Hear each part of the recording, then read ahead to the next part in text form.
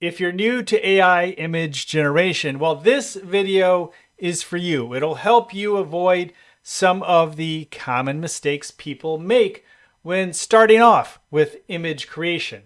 We're going to work here on Midjourney. However, there are many different platforms available.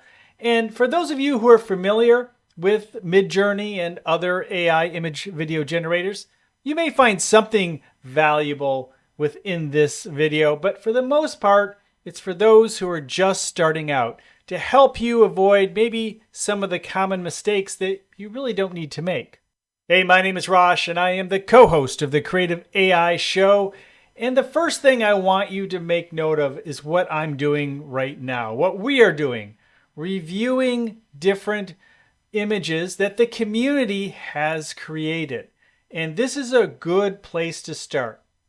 The number one thing I think you probably need to understand is that the best way to learn how to do and create in AI is to actually create in AI. Don't stop yourself. Don't think, hey, I'm not sure the AI can do this, or I should do this way. I'm not sure how to start. Just start. That's the biggest mistake a lot of people make, is just not starting and trying. They think it may be too complicated. The only way you're going to learn is by trying different prompts, different techniques, and even using different platforms. Again, this is Midjourney. However, there's Rev, there's Runway, among a long list of image and video generators. And many of the things that I talk about here in this video really will apply to video creation also. So as we go through here, we kind of take a look and see what captures our imagination. And then what you can do in many of the platforms, including Midjourney, is click on it and you can actually see the prompt. Now, these prompts are very long and detailed, but not all of them. And here's the thing. You should probably start off very simply. Maybe 5, 6, 7 word prompt. Not a 1-word prompt. You don't want to just put in cat, dog. You can, but that leaves the final result 100% in the AI's hands. It's just cat. Well, what kind of cat? What's the cat doing? What color is the cat? Where's the cat looking? Is the cat in a specific environment? Is the cat happy, sad? There's so many different things you can apply to a prompt to help you. But you're not going to see what each platform is capable of doing until you try a few prompts and even maybe try the same prompt a few times to see how the AI changes each time you put the prompt in. And then maybe add a word or two, some sort of description to help you understand the capabilities of that AI and also what it's best at. Because not all of the AIs are actually good at the exact same thing. Some of them are good at food. Some are really good at people and portraits, and even trained on that. And that's the key word, training. Each one of these AIs has been trained on different imagery. And that training is what really offers the foundation of how these AIs are ultimately going to produce the final result. Now, many of these AIs have been trained on a ton of data. So chances are you're going to get a result that you are looking for, especially these days as the quality has gotten so good. Now, one thing that I recommend you don't do is just start prompting before you do one more thing. And that is to take a look at the features that are available on that platform. It is helpful because sometimes there are defaults that will frustrate you.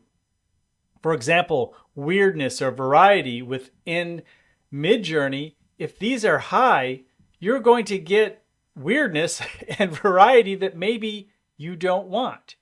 You should make note of the image size as well as the aspect ratios, because some offer different types of aspect ratios that are really good for, say, social media, while others just have basic ones. Like right here, we have portrait, we have square, and landscape, which are basic. Now, fortunately, within Midjourney, you can continue to make adjustments with this lever, but that's not always the case with other image AI platforms. Understanding what mode means, what version of the AI are you using? Here we're using 7, but there are earlier versions, and sometimes people like to go back to those earlier versions because the AI was actually maybe a little bit better or offered a certain style or feel that the creator wanted to go back to. Now, usually as we improve, the quality improves overall, and a lot of people don't go backwards, but sometimes there is a need, and it's nice that Midjourney specifically offers this opportunity. Midjourney also offers personalization. And what this means is that you can create, say, a mood board, and the AI will base your images off of that mood board. For example, this is a pastel mood board down here. So I could actually just put in cat as an example, and it would be a pastel cat.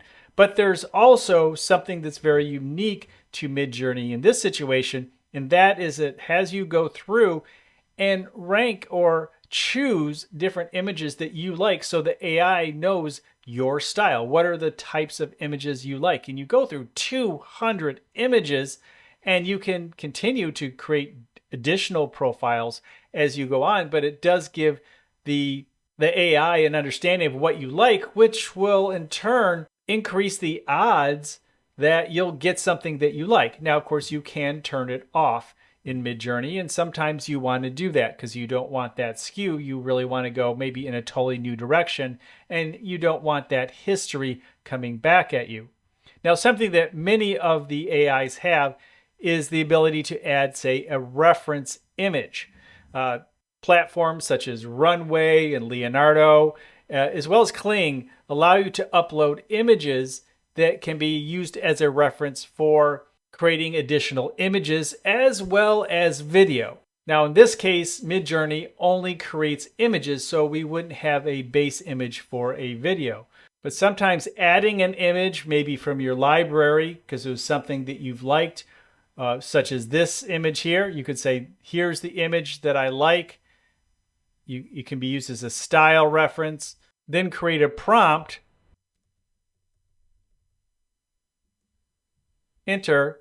And here we go over to create, and we can see the image that is being created using this black and white scene as the reference. So as you can see, it has that feel throughout the images, that movement, those layers that you see here.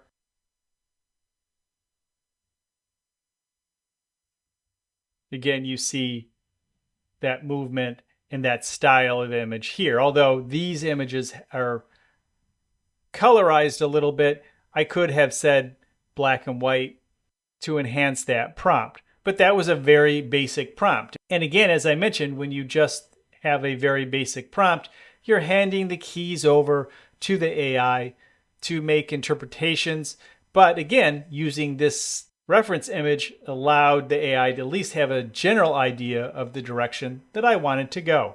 One mistake people will make when just getting into AI imagery, and especially video, is they won't consider the importance of the images as part, say, of their story. If you wanted to make, say, a social media video or maybe a very short film, maybe just a few minute video telling a story, is to take seriously the images that you start off with. You can often start off with a reference image for the video. In other words, a place for that video to start. So for example, here is a series of images that I could put this image in the video generator, and then once I hit go, it will create a 5, 8, 10-second extension, but of a video from this image. So this guy would be in the background with those glasses, and it would start from this explosion, and then maybe it would add more explosions, and all the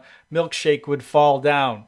And you can, again, direct the AI video generator along the way with some good prompting. But if you get really good at creating images in a platform such as Midjourney, you can make note of the different starting points in different scenes and really develop that story here before you take it to the video generator. That's something that I think is often overlooked. Sometimes people will just put in a prompt to create the video, or they'll just go find an image somewhere as their starting point reference image. No, take the time to create it and get exactly or as close as you can to what you're looking for to really help tell that story. And the nice thing now is that the AIs are getting better at creating consistent characters. So a Runway or a Leonardo or even a Kling or Pika can help you create photos or videos with consistent characters so you can carry that character from one scene to the next. And that is really powerful. And learning how to do that well and understanding the platforms that you're using and what their strengths are is important. So it might be worth your while. A lot of times we think, hey, this is my platform. I'm all Midjourney. That's it. This is what I do. I think that's a mistake. I think you should have a few. Many of them cost $10, $15. If you can put a budget together and decide on 2 or 3, or maybe having some rotate through, always testing to see. Because it seems like every week or two, well, we have a new platform with tools and abilities that we didn't have just a few weeks ago. And we never know which platform is going to make the next leap. So having them available, keeping an eye on what is being announced, and always testing. That's the thing. Just keep testing. Keep up to date with what is available to make your life easier as a image or video creator. And ultimately, have fun. Understand that it's not just about having an AI create something for you and making it random. Take control and be the director. You're not going to, just like in real life, get every element. If you had an actor and a scene behind that actor and extras, and you had the camera pointed in their direction and you said action, every single thing that happens in front of that lens isn't necessarily going to go exactly the way you thought. Sometimes they're happy accidents. But if you become a good director and understand how to tell story well, you'll be amazed at what you can create with AI tools.